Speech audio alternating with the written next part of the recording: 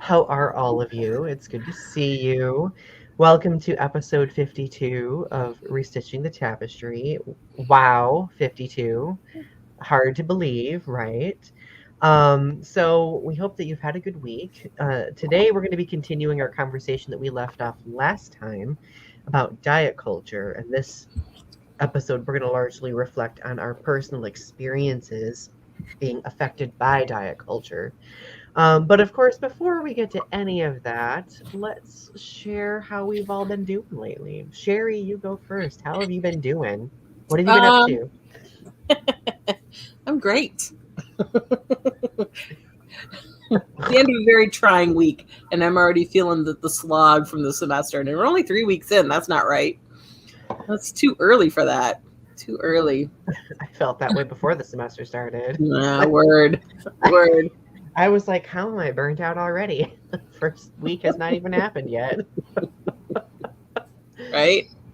I miss working from home too. My Delta classes are still all online, but my Saginaw Valley classes are all, we were just talking about this, all face-to-face, all back to normal-ish, like everybody has to wear a mask, but other than that, a lot of it's back to normal as it ever gets Right. there. What is normal nowadays, right? With everything Yeah, that's and it's happened. like I like my cave, working from home. I do particularly enjoy working from home myself. So Ari, how have you been? What have you been up to? I I'm doing a giveaway for my tarot cards, the Modern Witch Tarot, on my Tarot Time with Ari channel, and Ooh, I've been yes, go promoting that. subscribe to that, everyone. So yeah, I've been trying to get people to subscribe and trying to get them to want a tarot deck. I've been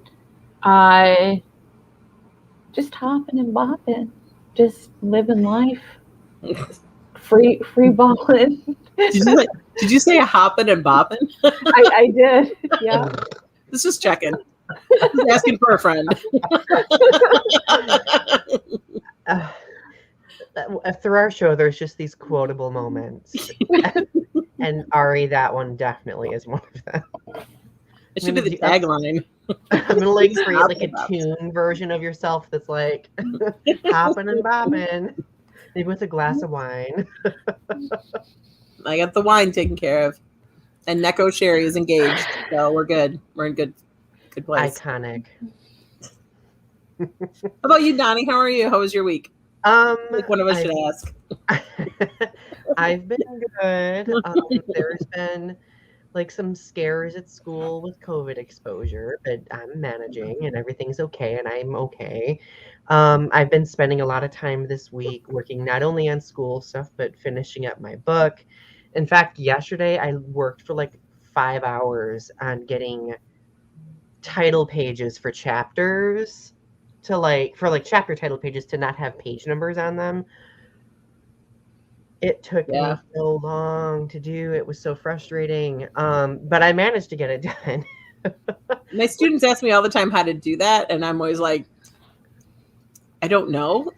Let's just say you have to really do some interesting things with the page break. Yeah. Feature. Like if anybody ever needs help with page breaks, I basically have a PhD in page breaks at this point.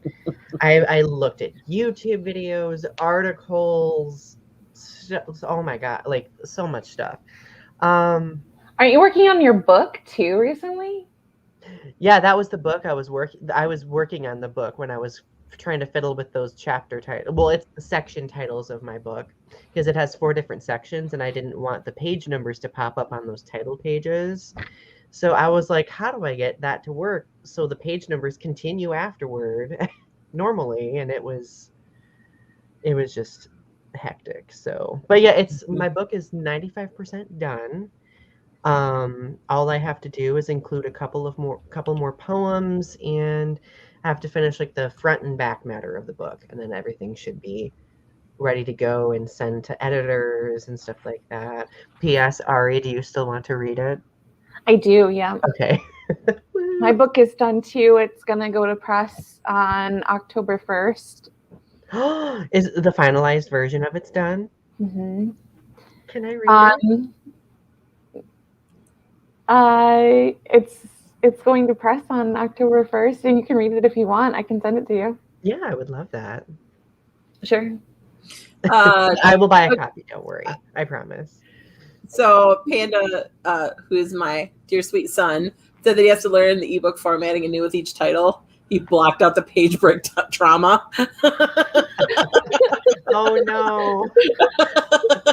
I hope I wasn't triggering with the page break drama.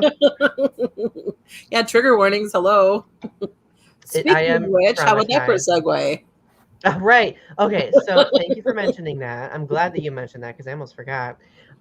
So since we are talking about diet culture tonight, everyone, we do want to provide a content warning / trigger warning about what we're going to be discussing. So we will be discussing our personal experiences being affected by diet culture.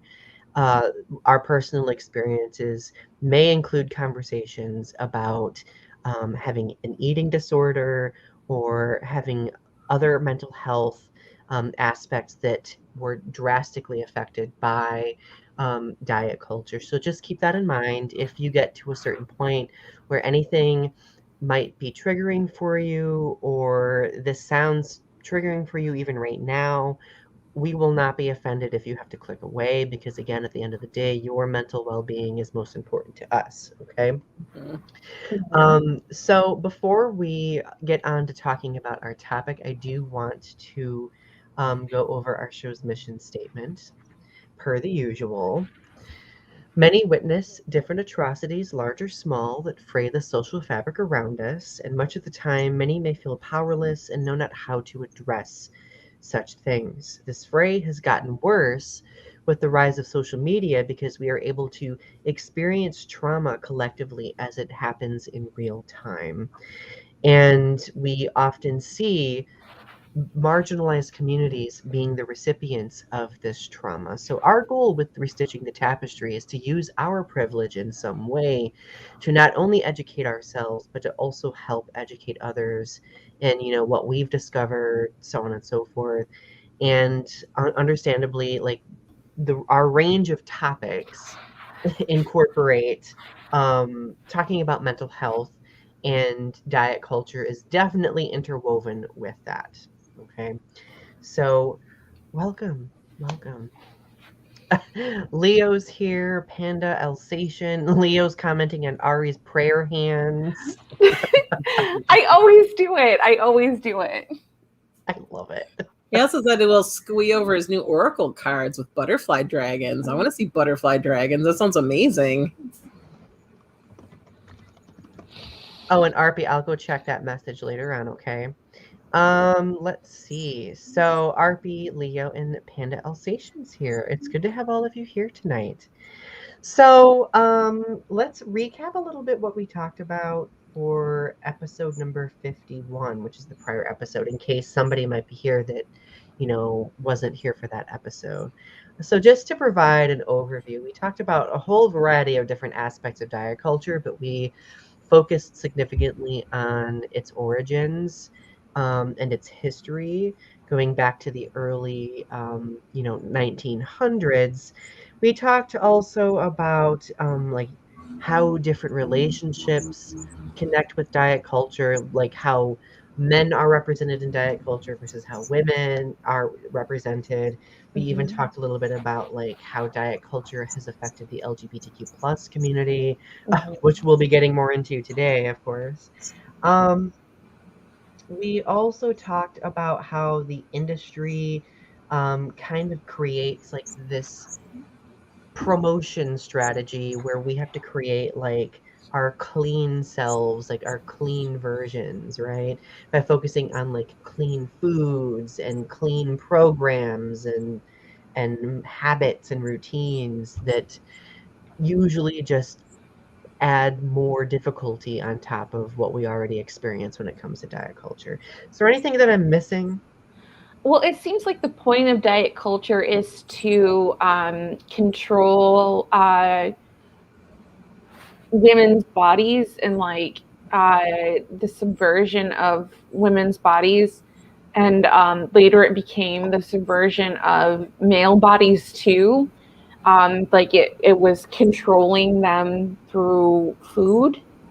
And that was kind of the point of diet culture, is like it controls them through food and exercise, through like what is considered healthy and like good and like clean living and like and what is, to add to what you're saying, and to create like this unrealistic idea of what's physically appealing, and we did, I remember us having a conversation about it being inherently patriarchal, right? So like men established like men in power established like this notion of like what diet should be, and women were largely the recipients of that. But I think now, as we've realized over time that patriarchy affects men as well in different ways, like that's how we've seen diet culture start to affect men in different ways too. So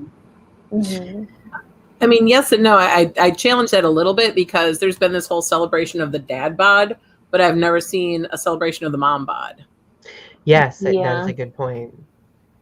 You know what I mean? 100% a good point. Yeah. So yes and no. You know what I mean? Maybe superficially in some ways, but I think it reinforces hypermasculinity and some of those traits, but also it's just not in the same way. So similar, but not quite in the same way. Right. Right. Yeah. Agreed, 100%. And I think we really focused last time on ascertaining if there has been improvement. Like you were just mentioning, Sherri, like in some ways there's still a lot of work to do, especially when we see varying degrees of glorification on one end as opposed to the other, right? But I mean, I feel like people are at least more aware of it than they used to be, a little bit more willing to have conversation about it. But kind of like we were discussing, like with the military industrial complex and the medical industrial complex, like diet culture is such a huge thing that it requires like a multi-pronged approach in order to begin to fix it in any way. Yeah. So obviously just talking about it's not going to 100% fix it. Like people are going to have to gradually make adjustments and apply what they learn or what they are talking about. So did we miss anything? Did we hit on everything I think we talked about for last episode? It's true. And diet culture isn't necessarily ever going to be fixed. It's something that you just have to like work around and like kind of like live within. So remain vigilant with it. Because presumably, like as everyone evolves, like it will evolve too, and take on many different shapes and forms, as we've seen happen over the past, like since we've talked about like the historical context. So because obviously social media has definitely, for example, upped diet culture in a variety of different ways. Yeah. We also talked about surgical solutions for, or people, kind of resorting to, I guess, surgery and the pros and the cons. We kind of touched on that slightly. And none of us here in the chat having any direct relationship to it. I feel like, we didn't get into the depths of it, but we did mention it as a complicated facet to the diet industry. And we talked a little bit about how we felt about it. And we had, my cousin shared her story with her mom, losing her mom that way. And it's such a complicated, vast topic, right? Yeah, there's a lot to it. I feel like we crammed a lot into an hour. I really do. Like, we think about it. Like, oh yeah, and then we also talked about this. Yeah, we did cover a lot of ground. And that's why we thought that it was important to do an episode too, because we wanted to share a little bit of our own personal experiences as well with regard to diet culture. So, well, I will begin that conversation and talk about my history with diet culture a bit. I really, back when the most damaging things happened to me, I really didn't understand what diet culture was, because it was like the mid to late 2000s, and at that point in time social media was like really starting to rev up, and diet culture started really becoming more rooted in social media and day-to-day life. Well, when I first came out as a homosexual male, I quickly realized that I did not fit the traditional physical standards of what men were attracted to. And that led to a lot of insecurity on my part. It led to me kind of becoming obsessive about like doing research about how to lose weight, for example. And I kind of went into this spiral where I started going to the gym and spending more time working out than I actually would spend sleeping. Or eat, like it spiraled from like working out obsessively for like multiple hours in a day, multiple times a day sometimes, to I didn't notice the results that I wanted. So then the only other solution that I thought of was like, well, maybe I'll eat less too. So I had convinced myself that eating less was more of an option. So on top of working out, I reduced my portion sizes considerably, and it continued to spiral after that, especially when I started really getting engaged within the LGBTQ plus community at my college, and I went through a few situations where I basically was told that I was disgusting, or made to feel that I'm disgusting, but literally have been told that before by men in the past. So that really caused me to spiral, and I went down to eating one meal a day, continuing to work out. I started noticing physical results. So at that time, like I was like super proud of myself. But I didn't really take into account that I was so exhausted that I was like, it was affecting my work, it was affecting my schooling. And then at my most extreme, I started abusing various medications that were like dietary medications. Like I abused what is it called? Those pills that are designed to like make you go to the bathroom more. Laxatives. Yes, I started abusing those meds because I always felt like this fullness that I wanted to, like I obsessively wanted to get rid of this fullness that I was feeling. And so I tried that to the point where like I started making myself really sick. And at that around that point in time is when I started having therapy for my first time.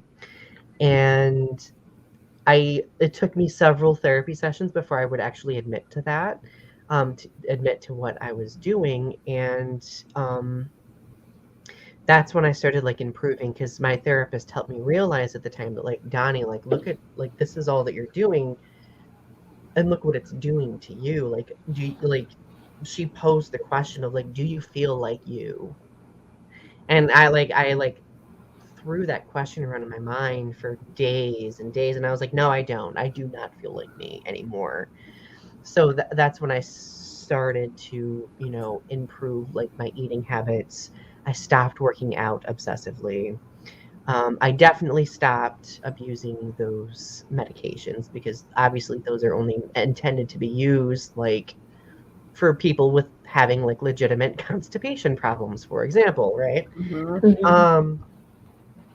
But I had a lot of stomach problems for a good few months after that, because like it just kind of, I mean, it just messed up my stomach. And I still really struggled with a lot of like body dysmorphia.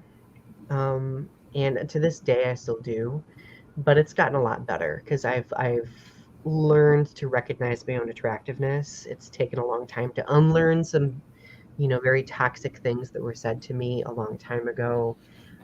Because again, like when it comes to the community of gay men, like physical attraction takes priority over everything else, especially at that age. Yeah. Because in college, like most of the gay men were newly out of the closet. They had this mentality of needing to catch up on lost time.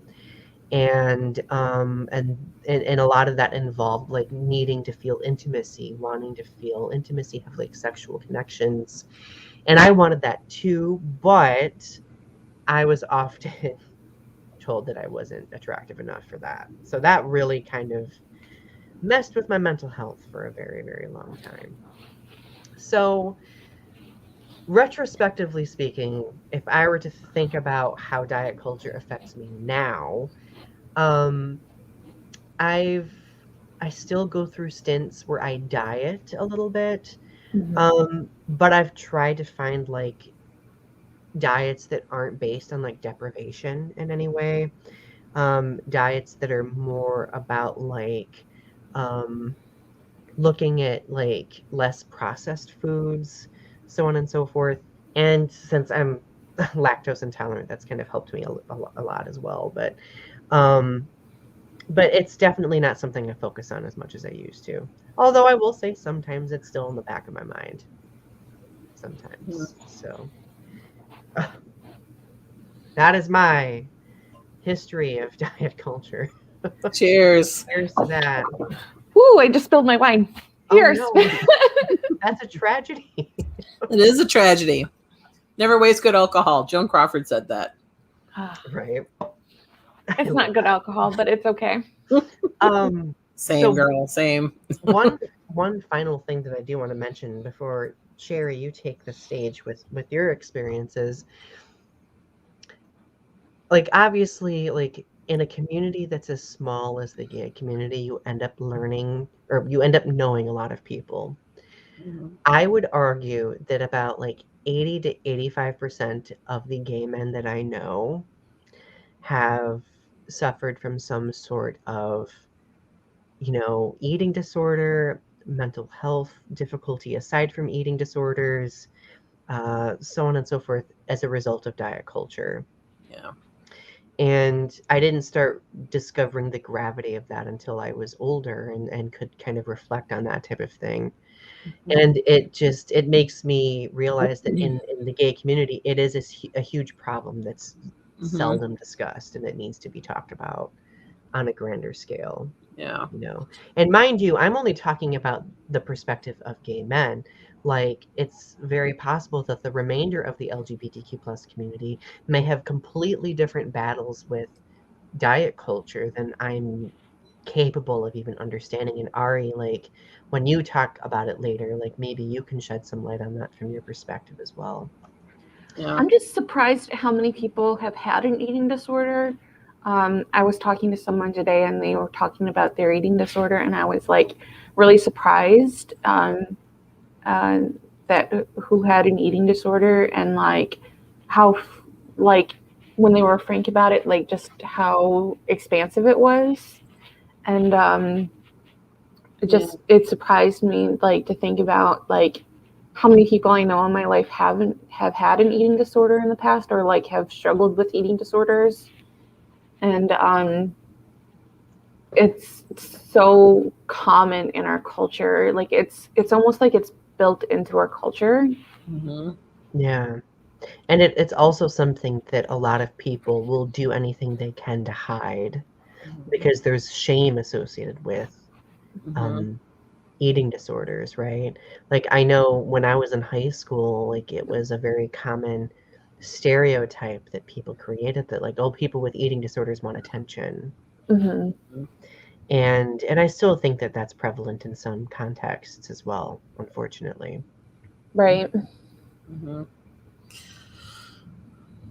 Yeah, well, it's a lot to wrap your head around, isn't it? So, Yes. yeah, I was going to say, file it under, is it getting better, or can we ever, get out of this, though? Like, I guess just the fact that, like you were saying, Ari, like people are talking about it more, right? And so maybe that's an improvement, right? Like maybe we have to look where the improvements are happening, not in the way that we expect them to happen, not in diet culture is going to go away or, what have you, like, suddenly dad bods are okay now, mom bods are okay, because you're still judging people based on their bods. You know what I mean? You're still judging people based on what their physical shape is, which is still weird and gross. So, on a global level, of course, we all do it on a macro level, but on a micro level, but on a macro level, it's just, weird and gross for that to be acceptable. So maybe that's the way it's gotten a little better, is that it's, we are hearing these stories more, I think. And as we notice, like it's trending on YouTube right now, like people are talking about fat shaming. They're talking about fat culture. Fat Sajak just put out a video not that long ago about somebody who's a proud fat shamer and is proud to be fat phobic. And she reacted to that video, and it was really interesting and really empowering because she's, it's right in her name, right? Fat Sajak. She's a fat girl too, and she was very, open to to confrontation with this person's video. So I don't know. It's just interesting how this is all coming into alignment right now on YouTube. Yeah, I think I do think that people are being a lot more transparent than they used to be. It's taken a long time for us to get here, though. Yeah, but it's happening. There is momentum. And I think us sharing our stories is an important part of it, right? Being transparent and being open. Right. And we're all fully aware of the fact that it's very difficult to be vulnerable like that, right? Yeah. But like crossing that threshold is almost the most important part. And acknowledging that, there is a problem or there was a problem, so on and so forth. So on that note, that's my segue to talk about my story. You like that? I'm like the queen of segues tonight. I don't even know what's going on. I love it. Who even am I? I don't know. It's wonderful. So it's interesting to me that you're like, I can tell you that this is the time when all this started. I don't remember a time where I wasn't aware of the fact that I was fat. Like everybody in my family is fat. Everybody. All the women particularly, but most of the men as well. If they're genetically related to me, if we have mitochondrial DNA in common, we are all fat. Like it's just kind of how it is. Some of it is cultural, some of it is, some of it's nature, some of it's nurture. And it's just ingrained into us. And we would have big family parties, and they were all centered around food, always. And it was always plenty of food. And it was always like, we used to joke, like if you are hungry, you tell my aunt you're not hungry, because then she'll give you a lot of food. If you're not hungry, you have to kill her, because she's still going to give you a lot of food. Like if you're legit not hungry, you just have to murder her right there. Otherwise she's going to overfeed you. Like that's just your life. So, and it's kind of not a joke, because it's like, oh, you hungry? No, I'm not hungry. Okay, I'll get you a little something. Like, didn't I just say I'm not hungry? Like, this is your favorite. Here, eat it. Well, it's your favorite. How can you say no? I made it just for you. Well, now, of course, so there's a lot of guilt and shame attached to food, attached to everything in my family, but there's a lot of guilt and shame attached to it as well. So there's a lot of shameful eating. There's a lot of eating for self-soothing that I was taught as a child growing up. And also growing up very poor, there was not a lot of food in the house. So I also learned that if I wanted to get my share, I had to load my plate up and eat it very rapidly. Otherwise, it would be taken from me and somebody else would eat it. Like my brother would eat it on me or whatever. So, so you had to and it was the culture of eat everything on your plate. I'm of that age, eat on everything on your plate, clear your plate, that kind of stuff. So I don't remember a time where I wasn't chubby. I don't remember a time where I wasn't fat. I don't remember a time where my clothes weren't too snug,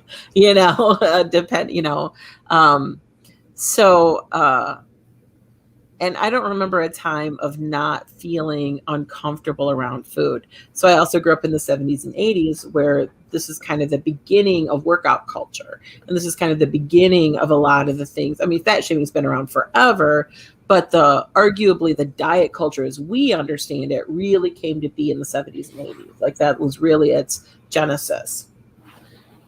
Oh, my mom's here. Hi, Mom. She said, Donny, I hope that you know you influence men and women the best way. Aw, my mom loves you so much. Thanks, Mom. She's great. So it's, and I'm not trying to, now my mom's here. Now I feel like I have to backtrack a little bit. I'm not trying to blame my family for anything. Like, it's all me. I'm an adult. Like I make my own decisions. I'm just saying like it was very much ingrained into us. And I remember my mom starving herself when she was younger, you know what I mean? As a child, so that she could get thinner. She even admitted to me, she was like, I stopped one day because I looked in the mirror and I looked skeletal. Like I scared myself because I looked too thin. And so I had to stop. And then when you stop, how do you stop stopping? Right? Like how do you gain a little bit of weight and get to a place where you're, comfortable? So I was always very aware of her being uncomfortable in her skin. As a young girl growing up, you pay attention to, your parent whose sex that you align with the most, I think. At least that was for me. And so, or whose gender I should say you align with the most. And that was true for me anyway. So I remember kind of internalizing a lot of her struggles as well and trying to learn from them, the messages that I could. And then on top of that, then you're a teenager growing up in the 80s and there's all this glam culture out there. And there's all this, you can never be too rich or too thin. That was a big message. People actually said that in the 70s and 80s, so having an eating disorder was almost not frowned upon. It was almost an expectation. You know what I mean? Like binging and purging or just purging or, having anorexia. There was almost a glamour to it. You know what I mean? Like,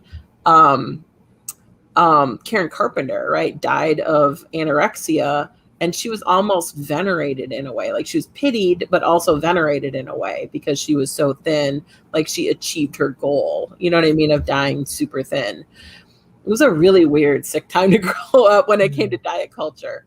At the same time, all of these plus size stores started to open, right? So you have Richard Simmons on the one end, who's trying to get all the fatties into shape. And on the other end, you have Fashion Bug and Lane Bryant opening up and spreading across the country and becoming these mass big box retailers of plus size clothes. And it was like a real mixed message. You want to look like, the girl from Flashdance, you know what I mean? But also you want to eat that chocolate cake because it will make you feel better in the right now.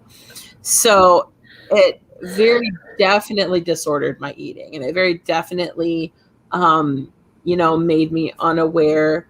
And it very definitely caused a separation between my mind and my body, where my therapist asked me, like, how are you feeling physically right now? And I have to think about it because I'm not aware of how my body feels most of the time. Some of that's having to deal with chronic pain and, shutting that down so that I can function in day-to-day life. Some of that is just, having dealt with being obese most of my life or being fat most of my life. I tend to prefer the word fat rather than obese. Obese is a medical term, and we've already talked about the medical community and fatness and how gross that is. Fat is just a description. It's like, I also have black hair. Just a description. So, so when I was in my 20s, like I worked out like crazy. I was starving myself. I lost a bunch of weight. And like you were saying, Donny, like it's hard to see the end of that. It's hard to see the other side of that because you get so much positive reinforcement from everybody, right? Like, oh, you look so good. Oh, I'm so proud of you. I started to feel good in my skin. I started to feel good, because people were looking. I started to feel good because of how other people were perceiving me. But when it was just me and I looked at myself in the mirror, like you said, this really struck me. I didn't recognize myself.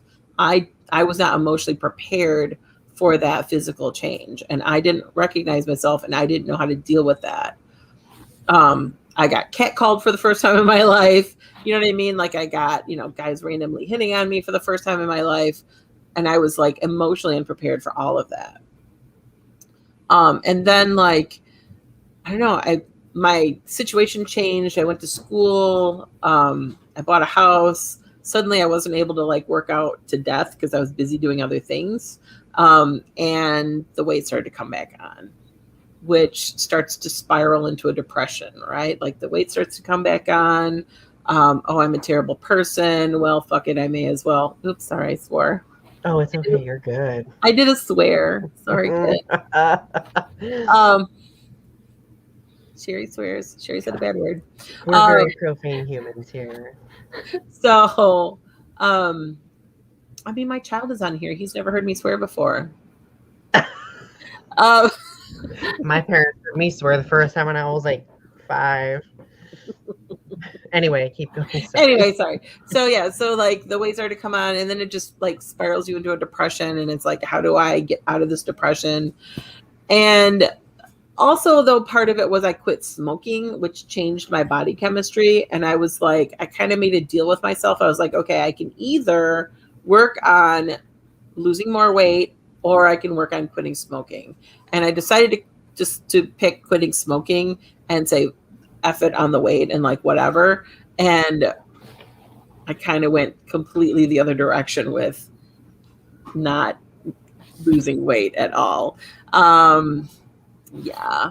So this is something I am currently talking about with my therapist, and we're talking about how to organically and safely and kind of naturally lose weight. Not like I'm trying to lose weight, not like this is my goal, but just like other things in my life are coming back together. And so naturally losing weight is a part of that process of me just being healthier in general, if that makes sense.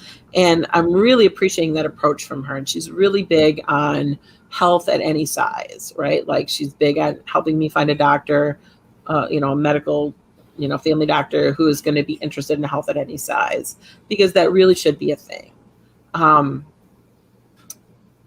We talked about this last time, we talked about being marginalized, in the medical community because, you have the sniffles. Oh, well, if you lost weight, you'd feel better.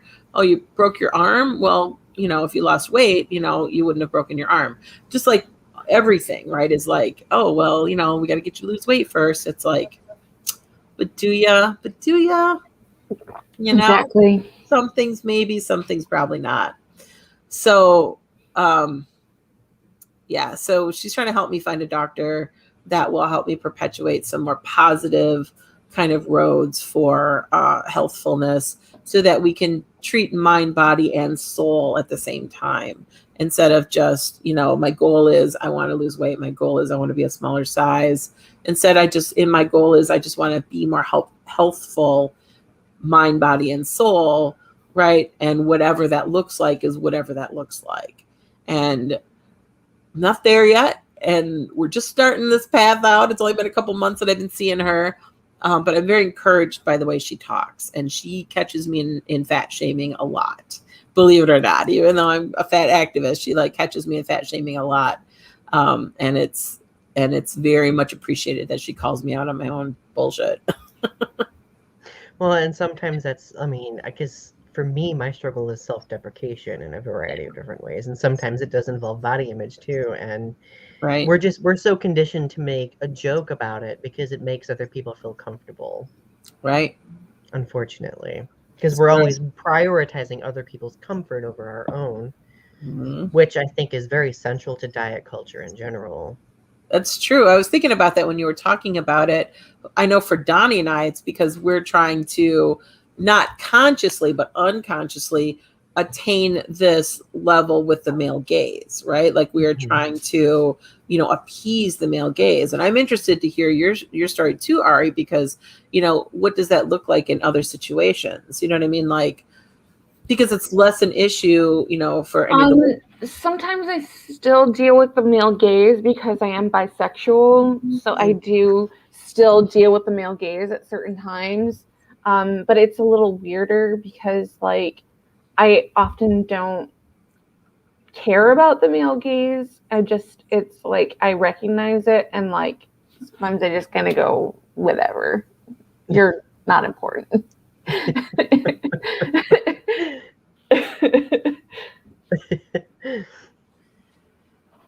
It's sort of like I recognize it, but I just don't care.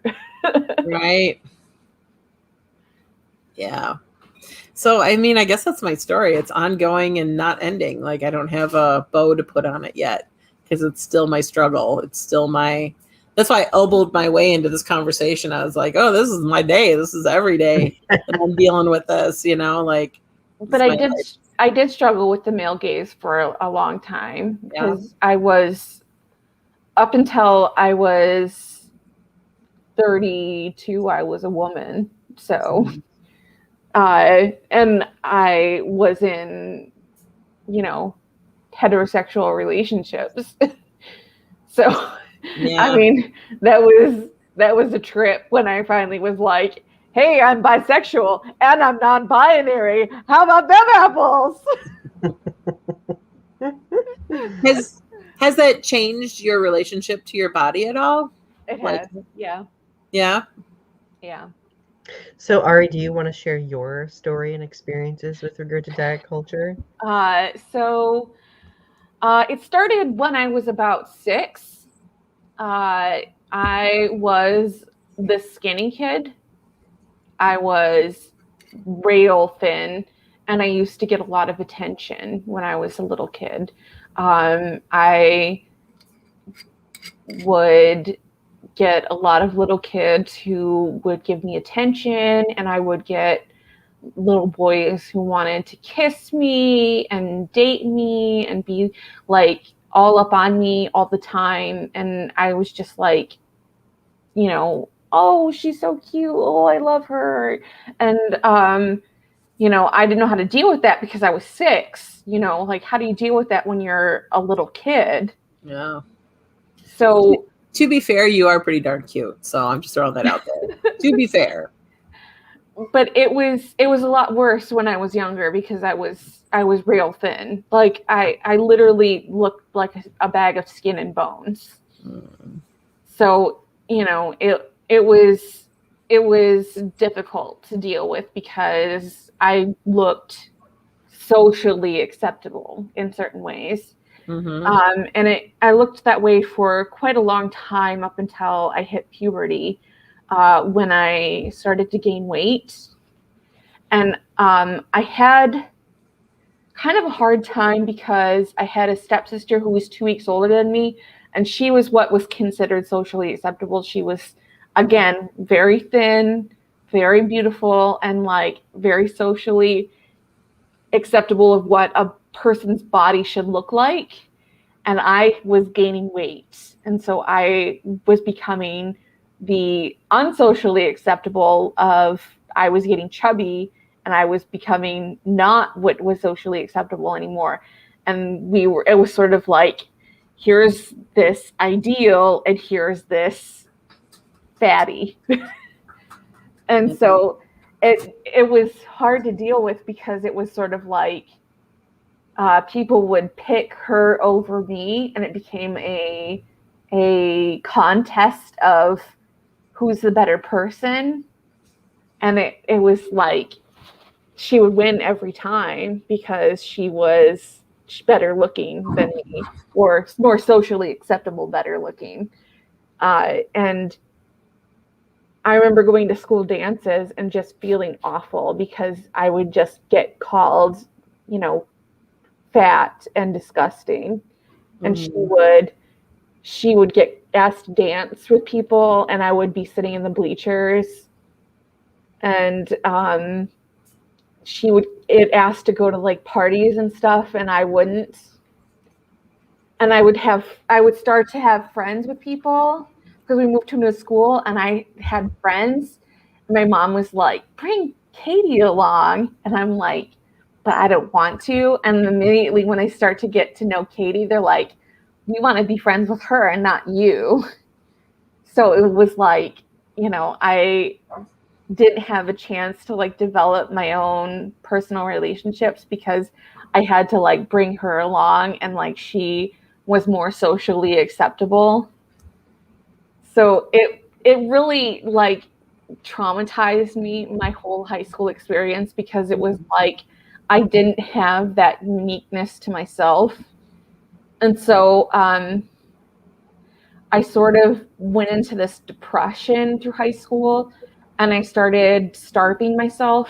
And I started, that was really the beginnings of my eating disorders, is that I stopped eating lunch because I didn't have anyone to eat lunch with anymore. So it's like, I just like started punishing myself, that I was like, well, I don't have anyone to eat lunch with, so I shouldn't eat lunch at all.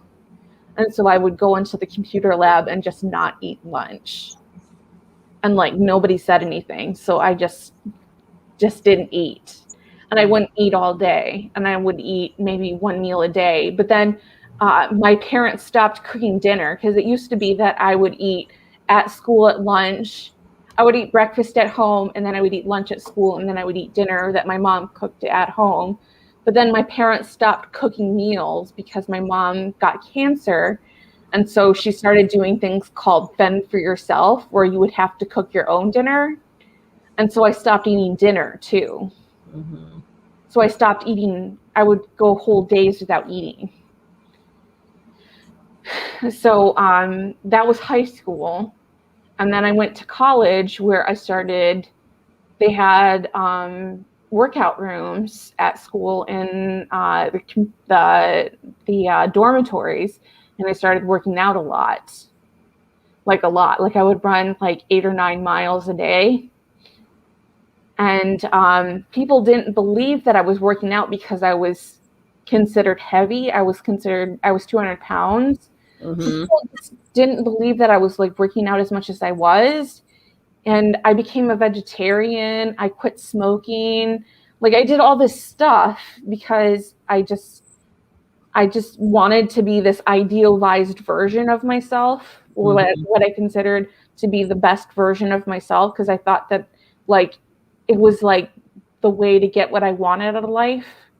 And I realized that at 23 or so, and like I just wanted to like, I had all these goals in mind of what I wanted to do with my life.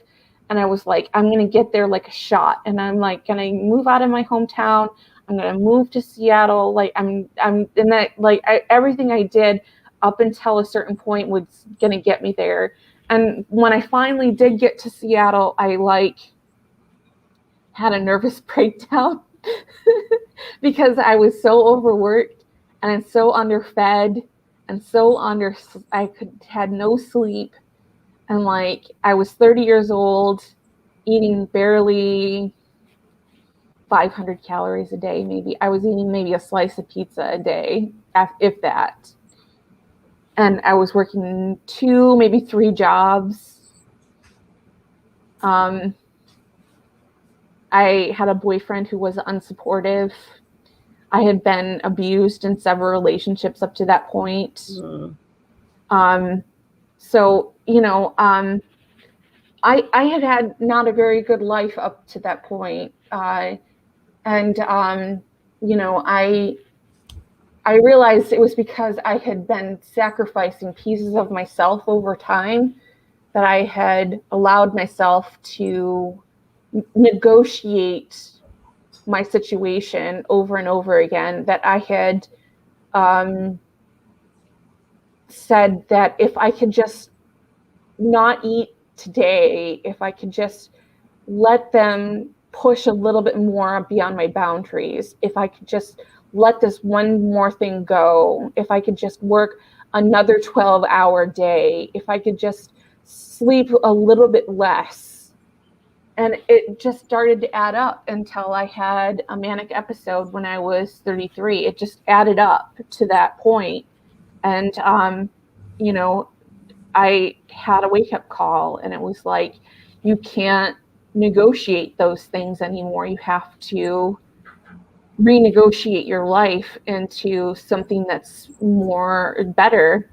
And so I gained a bunch of weight on the medication. I gained about 80 pounds. Oh, that's about right. And I was sleeping all the time because I was a zombie. And I, you know,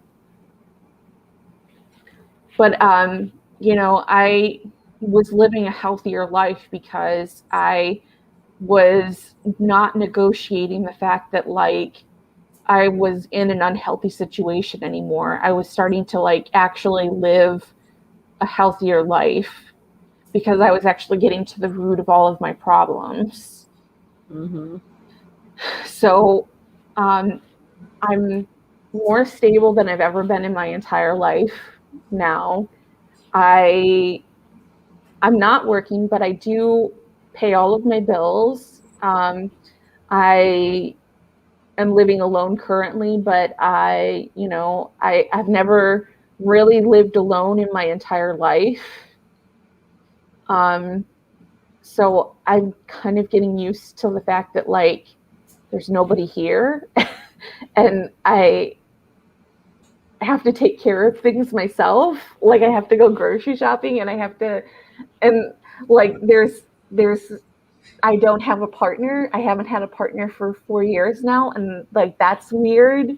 I've never not been without a partner. Um, I've never not had somebody not comment on my body. Mm. So like just little things are like I'm just getting used to now. Like I'm just getting used to the fact that like I'm just loving myself for the first time. So it's good. It's healthy. Um, I I do still struggle with eating disorders because I want to lose the weight. But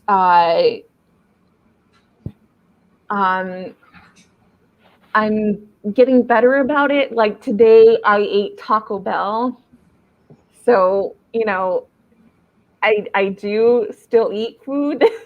It's just that sometimes I struggle with the fact that like some days I'll only eat maybe like the autumn mix of like the pumpkins, like the autumn mix, and like a handful of trail mix and like a sandwich, and that's all I eat for the day. Mm. Like some days are bad, but like some days I'll eat like 1,300 calories, and like that's a good day. But some days are bad. But some days are good. I first of all, thank you both for sharing your experiences. I think it requires amazing fortitude and bravery in order to do something like this. And like I think listening to what each of us has said, I think it's important for us to look at how far we've come. Um, yes, we still have to remain vigilant in a variety of different ways, but there's been momentum, and Yeah. we've used what resources we have to get the help we need to make the changes that we need to hold ourselves accountable when we need to, right? Mm-hmm. Um, and like I just like being able to see both of you here right now having this conversation is empowering to me. I have a question. So you two have known each other for a long time, and I'm hearing some of your struggles happen in college, some of your struggles that happen in college. Did the two of you ever have this conversation before? No, Uh, not really. we I like think it he was was. I think he was aware of my struggles a little bit because I made videos about like having people like watch me work out. yeah, I think for us at that time it was kind of just like we thought it was normal. Like we did what we had to do to be appealing, to fit in, to feel good about Mm-hmm. ourselves. And like Ari, I do remember like you would work out a lot. Like I remember working like I would work out a lot too. Like we both would like separately work out a lot for a good stint of our college experiences. Um I We remember. looked so good though. I hate to say it because that's diet culture talking, but like we Oh, were so young and fit. Like I felt I like, can't believe how fit we were. Like we were like so fit. Like it's ridiculous how fit we were. well, and what really got me was that I had men starting to get interested in me. Like Yeah. men started chasing me and wanting me Mm-hmm. and acting on feeling, you know. Mm-hmm. And for me, like that was like it was a completely alien experience for me. Yeah. And It's not even the fact that like people were looking at me. That's not the thing. Like I could just like run for like 8 miles, and like even when I was up to like 30 years old, 30 to like 30, even when I was like 33 or something, I could run like 6 miles at a stint, and Mm-hmm. that's like amazing. Like I can't even walk like 3 miles now. Yeah. I was about the same age the both of y'all were when I was going through my I'm gonna get fit and punish myself in the meantime, kind of thing. I was in my 20s. And on the one side, I'm like, yeah, I miss the physical abilities that I had, but also on the other side, I don't miss the that it was a punishing thing that I was doing. You know The what I mean? self-hate. The Just self-hate that was involved, and the smugness. Like I was such a smug asshole. You know what I mean? To it's anybody so else. smug. It's so smug. So It's like you could just lose weight too if you ran 10 miles if you today. really want it bad enough, and you could lose weight too. It was something and wrong with back you, then, yeah, I was like, I am the hottest thing on the block, like right? raining men over here, you know. It was insufferable. It's good to hear I Yeah. wasn't the only one. Yeah, you definitely were. I I like was like, you can do it too if you just work at it. Right. If you just hate yourself every day and like punish yourself like you're the worst person ever, you can do it too. What's wrong with you, adjusted people? right, exactly. So, okay, so I know we're getting toward the end here, and there's no way we're going to be able to touch on all of the questions we have. But I do think that there is one really good question that you came up with, Ari, that is a good way for us to kind of like conclude our conversation. And that is, what are some truths that you learned either on your own or the hard way through your journey? So while you both are thinking about it, because I've already been thinking about that question, because I've been staring at that question. So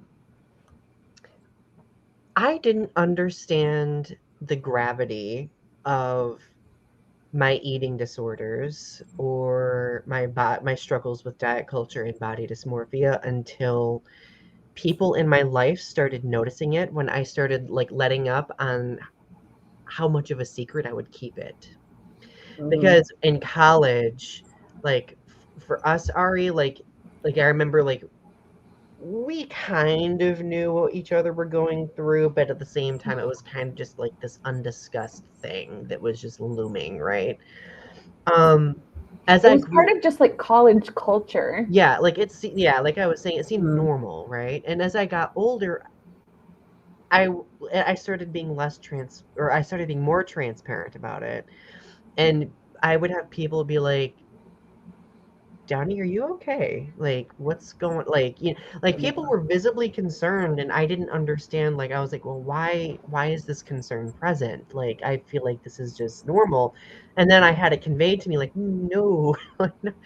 And I would say that it culminated for me the moment I started getting into more committed relationships, when partners had to kind of witness me going through these self-destructive phases. And my partner, right now, we've been together for like 3 years almost, and that's when I started discovering how self-deprecating I am when it comes to my body. Mhm. And I always just thought that it was me being comic relief, but no, it's me trying to make myself feel better and everybody else, I think, feel better about being in my presence of Mhm. my fat presence, right? Um, and that's when I started to consider like going into therapy again and focusing largely on this. Um, and it's like there's been momentum for me. Like I do think that I had to learn the truth the hard way by having somebody else tell me, but of course I made the decisions to get help on my own, which was an empowering act for myself. Mm-hmm. So now how about both of you? What are some truths that you learned either on your own or the hard way on your journeys? So for me, some truths that I learned is you can't lose weight by taking Dexatrim, caffeine pills, or laxatives. Like you're just never going to lose the weight if you use a supplement. It's just not going to work. Dexatrim was probably the worst thing that I ever took in high school because it had ephedra in it. It was basically speed, and it was probably the most devastating. I just felt like my heart was fluttering a lot of the time, and I just felt really worn out and disgusting. And I just felt like I was tired all the time, and I felt hungry, but I didn't want to eat. And it made me so that like the cravings went away, but like at the same time I was like I wanted to eat, but like I just couldn't eat. It just did weird things to my body, and like I just felt like awful, and like it just made it so that like you just didn't feel good about living. Yeah. And it just made it so that you didn't actually lose the weight. It just made you feel bad. Mm-hmm. Another truth that I learned is when you exercise a lot, you do lose the weight, but you're punishing your body to the point of where you physically hurt. When I was at Grand Canyon, I used to hike 18 miles a day, and then I would go work out. And I just punished myself into pain. Mm-hmm. And it was just not worth it, because yes, I did get skinny and I got the attention that came with getting skinny, but it wasn't worth it because it was like Sherri said, when you get that skinny, you start getting that attention, but you're not ready for that attention because it's like it comes out of nowhere, and like it's just like it's almost like you're not mentally prepared for it, because it's like it's negative attention. Mm-hmm. And you get catcalled, and you get people who are like just gross people coming at you, like people who you don't want to talk to you, like coming up and talking to you, and like just weird, like random people coming up to you. Yeah, it is gross. Yeah, I'm with you there. So I punished myself, and for what? And so that was another truth that I learned. The truth I'm learning right now is that basically I need to eat more than 900 calories a day if I want to lose weight, because my body's going into starvation mode. And if I want to do anything with my body, then like it's not that I want to lose weight, it's that if I want to feed my body, if I want to like make my body happy, I need to feed myself more than 900 calories a day. And I need to be healthy, because it's not good for my body to do that. Mm-hmm. Yeah. But it's so hard because your body, I've starved myself so much that I can't recognize hunger anymore. So I have to like move past those feelings of, oh, I don't want to eat, I don't feel like eating, and just eat something. Same. I have the same problem. It's that disconnect between mind and body, between self and body. I have the same problem. I don't recognize hunger. Mm-hmm. So, how about you, Sherri? What are some truths that you've learned either on your own or the hard way throughout your journey? So throughout my journey, the hard way, of course, School of Hard Knocks. That's my PhD. So I was raised in a matriarchal family. It was largely my grandfather passed away when I was very young. So it was largely my grandmother and all of her daughters and one son and all of their kids. And it's a very female heavy family. So I was raised around all these strong women in this matriarchal system. And my mom was a single mom and she was working and, went to school and all these things. She was doing all these fabulous things. And I grew up in the 80s when sexism was solved, right? Like sexism got solved in the 60s and 70s. We didn't have to worry about it in the 80s. At least that's what we were told. But I had an art teacher who was a feminist, and she taught me about feminism. She taught me about first through third wave feminism. And so I saw myself as this young budding feminist, right? Artist and, all these wonderful things, and that I'm not controlled by the patriarchy and I'm not subject, to the patriarchy. And come to find out, no, yes, I am. And that was a hard lesson to learn. Like I'm still trying to achieve, or I was still trying to achieve these external goals, this external truth that didn't really necessarily align with my own internal truth and my own internal wants.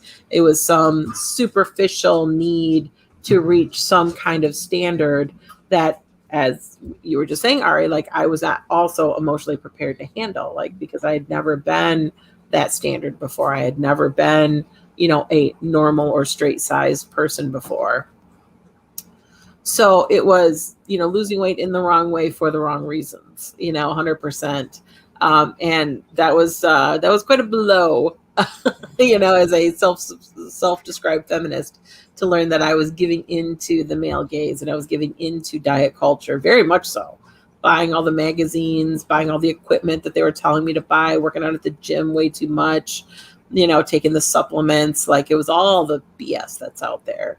I was buying into all of it. And once I realized what a scam it was and how it was just set up to take my money and set up to make me feel bad about myself and encourage the bad feelings that I already had. Like I'm already punishing myself.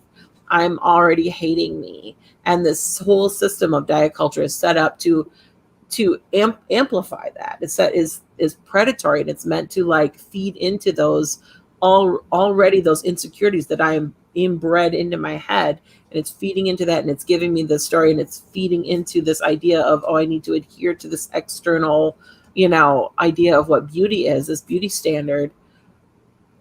Like once those walls broke down, once I saw it, felt like red, blue pill stuff. I mean? It felt like the Matrix. It felt like, oh my God, right? Like I've been feeding into this whole culture that I talk about, I talk against all the time. It's my dog being fed on camera. Sorry. I was like, what's moving down there? It's my dog. He's on camera. And I think Reggie. We're still live. Oh. Sorry. Cameo. Yep, cameo from the partner and the doggo. Yeah, you hear his nails in the background. He's excited about dinner. Aren't we all? So I'm always excited about dinner. Amen. It's just taken me a long time to not feel shame over being excited about dinner. Right. You'll hear my dog whine because he's not at all ashamed about being excited about dinner. Oh, I hear him. I know. Sorry. That's okay. He doesn't have to be ashamed about diet culture. But look at that joy, right? Like eating is fun. Eating is enjoyable. Eating is wonderful. Considering the heaviness of this topic,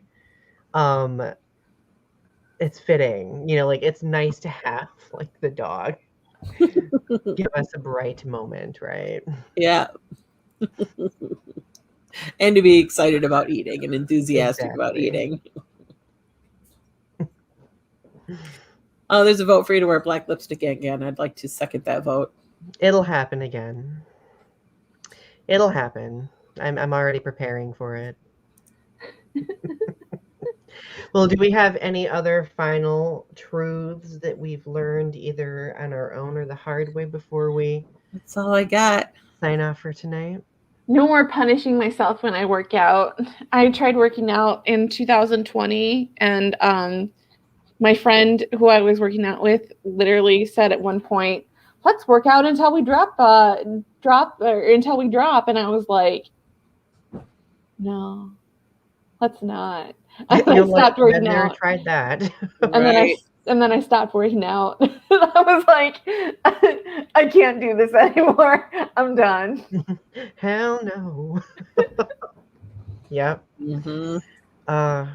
This has been a really great episode, my friends. Thank you for sharing it with me. Oh, thank you for inviting me back.